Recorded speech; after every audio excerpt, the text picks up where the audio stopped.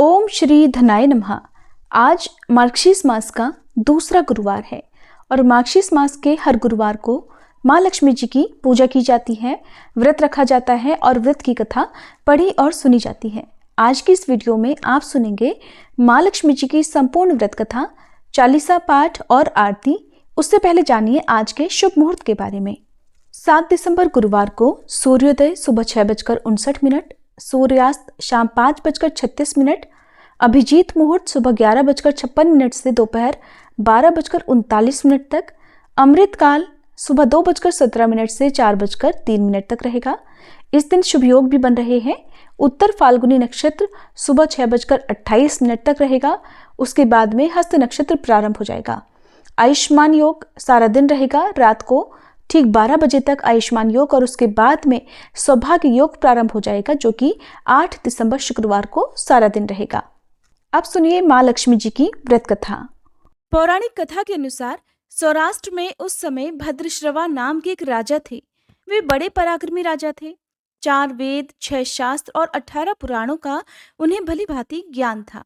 उनकी रानी का नाम सुरत चंद्रिका था। रानी दिखने में सुंदर सुलक्षणा थी, पतिव्रता थी। उन दोनों को 7 पुत्र और उसके बाद एक कन्या का वरदान मिला था। कन्या का नाम उन्होंने श्यामबाला रखा। एक बार महालक्ष्मी जी के मन में आया कि जाकर उस राजा के महल में रहे। इससे राजा को दोगुनी धन दौलत की प्राप्ति हो जाएगी और वह इस धन दौलत से अपनी प्रजा को और भी अधिक सुख दे पाएगा। गरीब के घर अगर लक्ष्मी रहेगी तो वह उसे स्वार्थी की तरह केवल अपने ऊपर ही खर्च करेगा। ये सोचकर श्री महालक्ष्मी जी ने एक बूढ़ी औरत का रूप धारण किया। हाथ में लाठी लेकर लाठी के सहारे रानी के द्वार तक पहुंच गईं। हालांकि उन्होंने बूढ़ी औरत का रूप धारण किया था, लेकिन फिर भी उनके चेहरे पर देवी का सा तेज विद्यमान था। उन्हें देखते ही एक दासी सामने आई। उसने इनका नाम, धाम, कर्म, धर्म सब कुछ पूछ डाला। वृद्ध ब्राह्मणी का रूप धारण करके माँ लक्ष्मी जी कहने लगी, बालिके, मेरा नाम कमला है और मेरे पति का नाम भुवनेश है।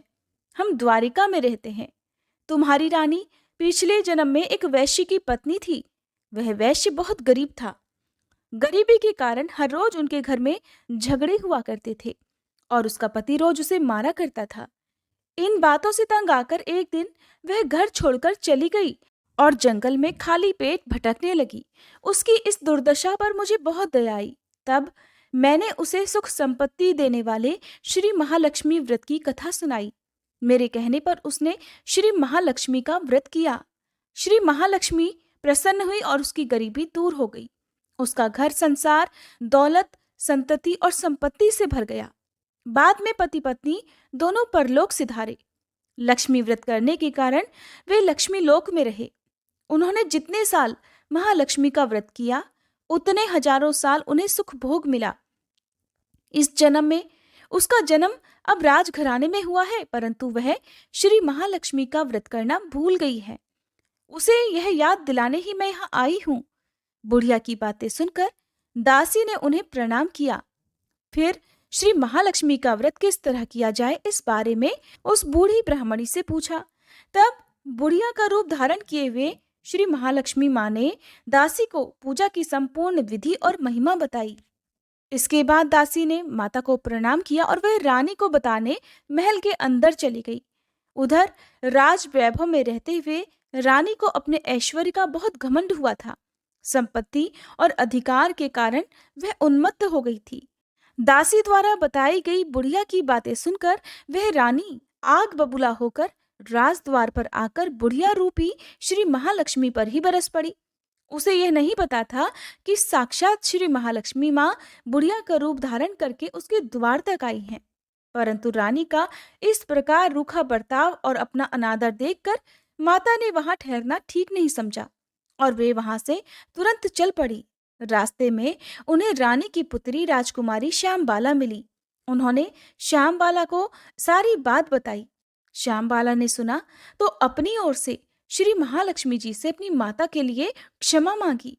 माता लक्ष्मी को राजकुमारी पर दया आ गई। उन्होंने श्यामबाला को फिर श्री महालक्ष्मी व्रत के बारे में बताया। उस दिन मार्गशीर्ष मास का यानी अगहन मास का पहला गुरुवार था।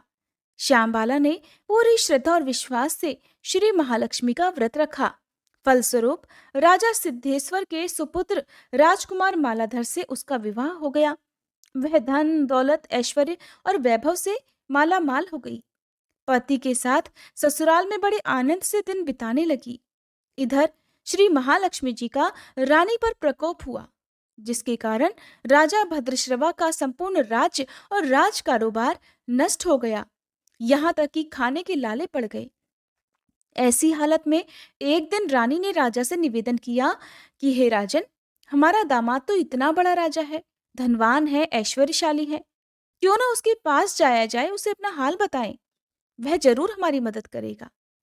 रानी की बात सुनकर राजा भद्रश्रवा अपने दामाद के पास जाने के लिए तैयार हुए।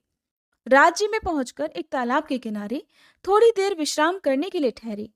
तालाब में पानी लेने आते जाते दासियों ने उन्हें देखा। उन्होंने विनम्रता से उनके बारे में पूछा। जब उन्हें ये पता चला कि वे रानी श्यामबाला के पिता हैं, तो दौड़ते हुए जाकर उन्होंने अपनी रानी को सारी बात बताई। रानी ने दासी के हाथ राज परिधान भेजकर बड़े ठाट से अपने पिता का स्वागत और सत्कार करवाया, खान पान करवाया। जब वे लौटने लगे तो सोने की मोहरों से भरा हुआ घड़ा दिया। राजा भद्रश्रवा जब वापस अपने महल में लौटे तो उन्हें देखकर रानी सूरत चंद्रिका बड़ी प्रसन्न हुई। जैसे ही उन्होंने सोने की मोहरों से भरे हुए घड़े का मुंह खोला, पर हाय भगवान, घड़े में तो धन के बदले कोयले भरे हुए थे, और यह सब श्री महालक्ष्मी जी के प्रकोप से हुआ था। इसी प्रकार दुर्दशा में उनके कई और दिन बीत गए। इस बार रानी खुद अपनी कन्या के पास गई। वह दिन अगहन मास का अंतिम गुरुवार था। श्यामबाला ने श्री महालक्ष्मी जी का व्रत किया, पूजा की और अपनी माता से भी व्रत करवाया। इसके बाद रानी अपने घर आ गई। श्री महालक्ष्मी जी का व्रत रखने पर उसे फिर से अपने राजपाट, धन, दौलत और ऐश्वर्य की प्राप्ति हो गई। वह फिर से सुख, शांति और आनंदमय जीवन बिताने लगी। कुछ दिनों के बाद राजकन्या श्यामबाला अपने पिता के घर आई। उसे अपने घर आई देखकर सूरत चंद्रिका को पुरानी पिछली बातें याद आ गई। वह सोचने लगी कि जब उनकी दुर्दशा हुई थी तो कैसे उनकी पुत्री ने अपने पिता को घड़ा भरकर कोयला दिया था और कोई मदद ही नहीं की थी। तब जैसे ही श्यामबाला अपने पिता के घर में आई, उसका कुछ भी आदर सत्कार नहीं किया गया, बल्कि उसका अपमान किया गया, और उसने इस बात का बुरा भी नहीं माना। लेकिन अपने घर लौटते समय उसने पिता के घर से थोड़ा सा नमक ले लिया। अपने घर लौटने पर उसके पति ने पूछा कि अपने मायके से क्या लाई हो। इस पर उसने जवाब दिया कि वहां का सार लाई हूं। पति ने पूछा, भला इसका क्या मतलब हुआ? श्यामबाला ने कहा, थोड़ा धीरज रखिए, सब पता चल जाएगा। फिर उस दिन श्यामबाला ने कई तरह के भोजन बनवाए और उसमें नमक नहीं डाला। बिना नमक का भोजन उसने अपने पति के सामने परोसा। जब पति ने भोजन किया तो सारा भोजन बिना नमक का था, इसलिए उसे बिल्कुल भी स्वाद नहीं आया। फिर श्यामबाला ने थाली में अपने पिता के यहाँ से लाया हुआ नमक डाला, जिससे भोजन में स्वाद आने लगा। तब श्यामबाला ने अपने पति से कहा, यही है वह मायके से लाया हुआ सार। पति को उसकी बात सही लगी। फिर वे दोनों हंसी मजाक करते हुए भोजन करने लगे। कहते हैं कि इसी तरह जो कोई भी श्रद्धा भाव से श्री महालक्ष्मी जी की पूजा करे, उसे माँ लक्ष्मी जी की कृपा अवश्य ही प्राप्त होती है। सुख, संपत्ति और शांति की प्राप्त होती है। सभी मनोकामनाएं पूर्ण हो जाती हैं। परंतु ये सब कुछ प्राप्त होने पर भी माँ लक्ष्मी जी की पूजा को भूलना नहीं चाहिए, और हर गुरुवार को व्रत का पाठ अवश्य ही करना चाहिए। इस तरह श्री महालक्ष्मी जी की महिमा भक्तों की मनोकामनाएं अवश्य ही पूर्ण करती हैं। अब सुनिए अगहन मास की माँ लक्ष्मी जी की दूसरी पौराणिक कथा। एक गांव में एक बार एक गरीब ब्राह्मण रहा करता था। वह नियमित रूप से जगत के पालनहार विष्णु भगवान की आराधना किया करता था। उसकी पूजा भक्ति से प्रसन्न होकर उसे एक दिन भगवान विष्णु ने दर्शन दिए और उस ब्राह्मण से वर मांगने के लिए कहा। तब ब्राह्मण ने लक्ष्मी जी का निवास अपने ही घर में होने की इच्छा प्रकट की। तब श्री विष्णु ने लक्ष्मी जी की प्राप्ति का मार्ग उसे बताया। उन्होंने बताया कि मंदिर के सामने एक स्त्री आती है जो यहाँ आकर उपले थापती है। तुम उसे अपने घर आने का निमंत्रण दे देना, वही देवी लक्ष्मी है। साथ ही विष्णु भगवान ने ब्राह्मण से कहा कि जब धन की देवी लक्ष्मी तुम्हारे घर पधारेंगी, तब तुम्हारा घर धन और धान्य से भर जाएगा। ऐसा कहकर श्री विष्णु जी अंतर्ध्यान हो गए। अगले दिन वह ब्राह्मण सुबह ही मंदिर के सामने जाकर बैठ गया। लक्ष्मी जी उपले थापने के लिए आई तो ब्राह्मण ने उनसे अपने घर आने का निवेदन किया। ब्राह्मण की बात सुनकर लक्ष्मी जी समझ गई कि यह सब विष्णु जी के कहने पर ही हुआ है। तब लक्ष्मी जी ने ब्राह्मण से कहा कि मैं तुम्हारे घर चलूंगी, लेकिन इसके पहले तुम्हें महालक्ष्मी व्रत करना होगा। तुम मार्गशीर्ष महीने के हर गुरुवार को मेरा व्रत और पूजन सच्चे मन से करके व्रत की कथा अवश्य ही पढ़ना और सुनना, तब मैं तुम्हारे सारे मनोरथ पूर्ण अवश्य करूंगी। तब ब्राह्मण ने देवी के कहे अनुसार मार्गशीर्ष मास के गुरुवार को व्रत और पूजन किया और देवी को उत्तर दिशा की तरफ मुंह करके पुकारा, जिसके बाद माँ लक्ष्मी जी ने उस ब्राह्मण के घर में धन धान और सुख संपत्ति के भंडार भर दिए। इस प्रकार मार्गशीर्ष मास के गुरुवार के व्रत के प्रभाव से वह ब्राह्मण अंत समय में बैकुंठ लोक को गया। ये थी माँ लक्ष्मी जी की व्रत कथा। अब सुनिए श्री लक्ष्मी चालीसा पाठ और माँ लक्ष्मी जी की आरती। श्री लक्ष्मी चालीसा पाठ। दोहा। मातु लक्ष्मी करी कृपा, करो हृदय में वास, मनोकामना सिद्ध कर पुरवहु मेरी आस। सिंधु सुता विष्णु प्रिय, नत शिर बारंबार, रिद्धि सिद्धि मंगल प्रदे, नत शिर बारंबार। यही मोर अरदास, हाथ जोड़ विनती करूं, सब विधि करो सुवास, जय जननी जगदम्बिका। सिंधु सुता में सुमिरो तो ही, ज्ञान बुद्धि विद्या दो मोही, तुम समान नहीं कोई उपकारी, सब विधि पुरवहु आस हमारी। जय जय जगत जननी जगदम्बा, सबके तुम ही हो स्वलंबा, तुम ही हो घट घट के वासी, विनती यही हमारी खासी।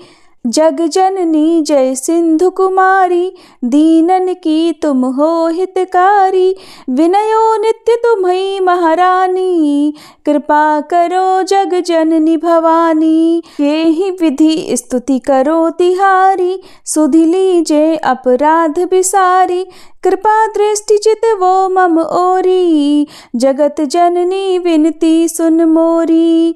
ज्ञान बुद्धि जय सुख की दाता, संकट हरो हमारी माता, क्षीर सिंधु जब विष्णु मथायो, 14 रत्न सिंधु में पायो। 14 रत्न में तुम सुख राशि, सेवा कियो प्रभु ही बनदासी। जब जब जन्म जहाँ प्रभु लीन्हा, रूप बदलतः सेवा कीन्हा। स्वयं विष्णु जब नर तनु धारा, लीनेहु अवधपुरी अवतारा, तब तुम प्रकट जनकपुर माही, सेवा कियो हृदय पुलकाही। अपनायो तो ही अंतर्यामी, विश्व विदित त्रिभुवन की स्वामी, तुम सब प्रबल शक्ति नहीं आनी, कह तक महिमा कहो बखानी। मन क्रम वचन करे सेवकाई, मन इच्छित वांछित फल पाई, तज छल कपट और चतुराई, पूजहि विविध भांति मन लाई। और हाल में कहो बुझाई, जो यह पाठ करे मन लाई, ताको कोई कष्ट न होई, मन इच्छित फल पावे फल सोई।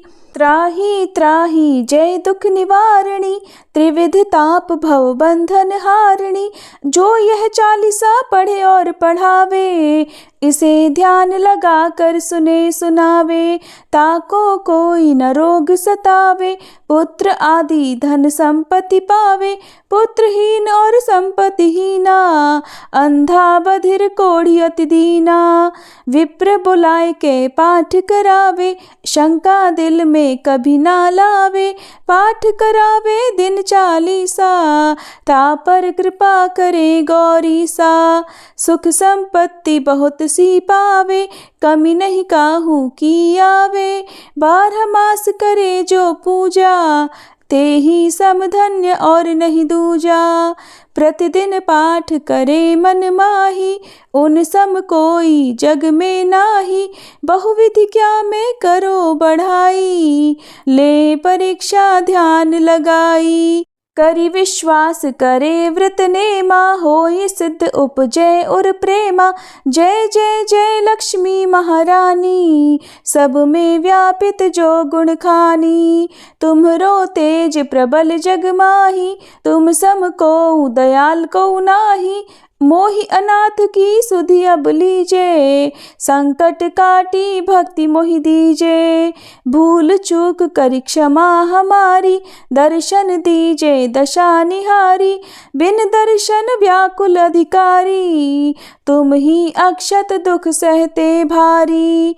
नहीं मोहि ज्ञान बुद्धि है तन में, सब जानत हो अपने मन में। रूप चतुर्भुज करके धारण, कष्ट मोर अब करहु निवारण। कहीं प्रकार में करो बढ़ाई, ज्ञान बुद्धि मोहि नाही अधिकाई। रामदास अब कहाई पुकारी, करो दूर तुम विपत्ति हमारी। त्राही त्राही दुखारिणी, हरो बेगी सब त्रास। जयति जयति जय लक्ष्मी, करो शत्रुन का नाश। रामदास हरि ध्यान नित, विनय करत कर जोर। मातु लक्ष्मी दास पर, करहु दया की कोर। इति लक्ष्मी चालीसा संपूर्णम। माँ लक्ष्मी जी की आरती। ओम जय लक्ष्मी माता, मैया जय लक्ष्मी माता।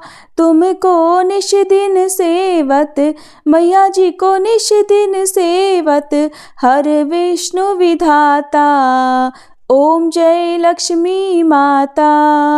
उमा रमा ब्रह्माणी, तुम ही जग माता। मैया तुम ही जग माता।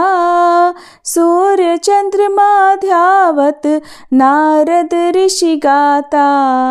ओम जय लक्ष्मी माता। दुर्गा रूप निरंजनी, सुख संपत्ति दाता। मैया सुख संपत्ति दाता। जो कोई तुमको ध्याता, रिद्धि सिद्धि धन पाता। ओम जय लक्ष्मी माता। तुम पाताल निवासनी, तुम ही शुभ दाता। मैया तुम ही शुभ दाता। कर्म प्रभाव प्रकाशनी, भवनिधि की त्राता। ओम जय लक्ष्मी माता। जिस घर तुम रहती, सब सद्गुण आता। मैया सब सद्गुण आता। सब संभव हो जाता, मन नहीं घबराता। ओम जय लक्ष्मी माता। तुम बिन यज्ञ न होते, वस्त्र न कोई पाता। मैया वस्त्र न कोई पाता। खान पान का वैभव, सब तुमसे आता। ओम जय लक्ष्मी माता।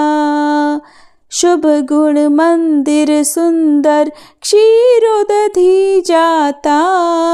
मैया क्षीरोदधि जाता। रत्न चतुर्दश तुम बिन कोई नहीं पाता। ओम जय लक्ष्मी माता। महालक्ष्मी जी की आरती, जो कोई नर गाता। मैया जो कोई नर गाता।